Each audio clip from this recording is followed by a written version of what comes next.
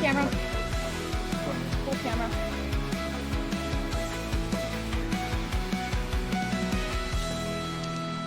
Thank you very much.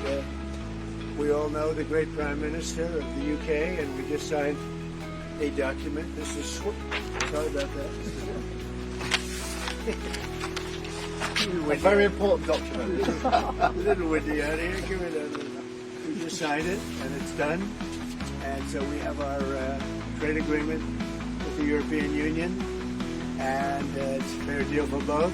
It's going to produce a lot of jobs, a lot of income, and we have many other ones coming. But you see the level of enthusiasm is very good. But the relationship that we have is fantastic. So I just want to do that today. Donald, thank you very much.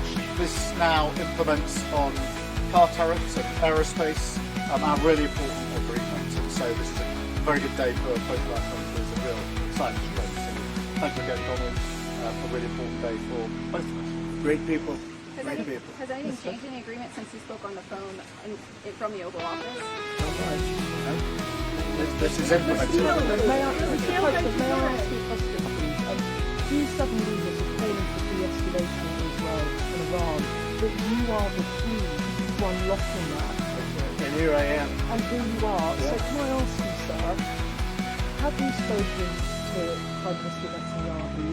When might you speak to him? I've spoken to everybody. What will you say? Israel is doing very well, as you probably noticed, and I gave Iran 60 days, and they said no, and the 61st you saw what happened, day 61. So I'm in constant touch, and as I've been saying, I think a deal will be signed, or something will happen, but a deal will be signed.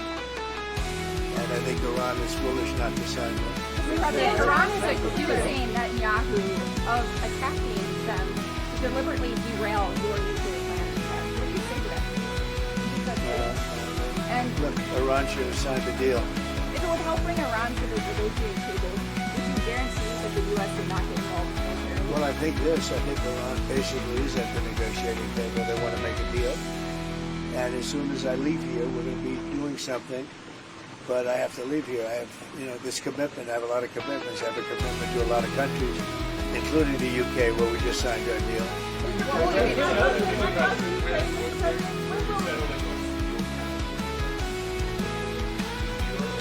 We're gonna let you have that information in a little while.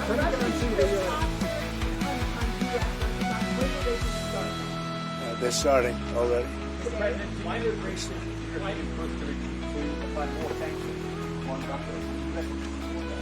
Well, Europe is saying that, but they haven't done it yet. Let's see them do it first. You told me earlier that you could sanction Russia. Why wait? Why wait to sanction them? Because I'm waiting to see whether or not a deal is signed. Can you guarantee the UK won't be subject? And don't forget, sanctions cost us a lot of money. When I sanction a country, that costs the U.S. a lot of money, a tremendous amount of money. It's not just let's sign a document. You're talking about billions and billions of dollars. Sanctions are not that easy. It's not just a one-way street. And just quickly, do you think that Israel can...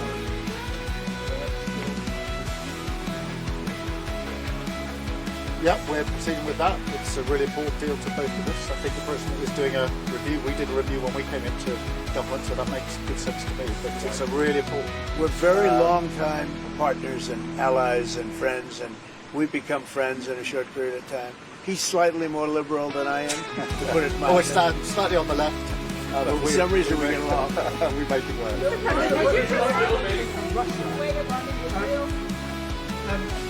quite a few British folks worried fight more with the Russians. Can you reassure them? No, I don't. No, I just, what I decide on? Saving lives. I only care about saving lives. We have nothing to do with it except that Biden stupidly let us get into that mess and gave him $350 billion. $350 billion. And yet, despite that, you saw how we did in the Middle East. We took in $5.1 trillion. We have $15 trillion almost, looking around that number, going to be invested in the U.S. So the money is not the thing in this case. It's 5,000 young people are being killed every week in Russia, Ukraine. And if I can stop that, I'll be very happy. But they're Ukrainian and they're Russian. So you could say, what am I doing? But I'd like to see if I could stop it. You think that Israel can fully eliminate the threat that Iran poses, the nuclear threat that it poses, without the United States? Who said that? No, I'm asking if you believe they can. without Because that. it's irrelevant. Something's going to happen. Have you spoken to the legislators? Yeah, but I think we're doing pretty well. We're talking. We have a thing called a telephone, so we're talking. But it's always better to talk in person. I want to see no nuclear weapon in Iran, and we're well on our way to making sure that happens. We've had a discussion about that this morning. There's in the G7 absolute clarity in relation to the nuclear program. We do not want to see it. Mr. President, do you have a response? What? Can you guarantee UK protected from any tariffs? The UK is very well protected. You know why? Because I like them. That's why. That's their ultimate protection. Thank you very much. The Prime Minister's done a great job. I want to just tell that to the people of the United Kingdom. He's done a very, very good job. You know, he's done what other people, they've been talking about this deal for 6 years, right? 6 years.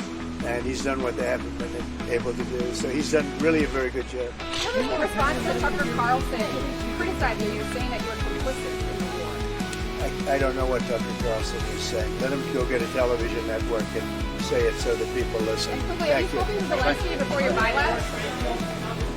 Yeah, a lot of them. Japan? A lot of them.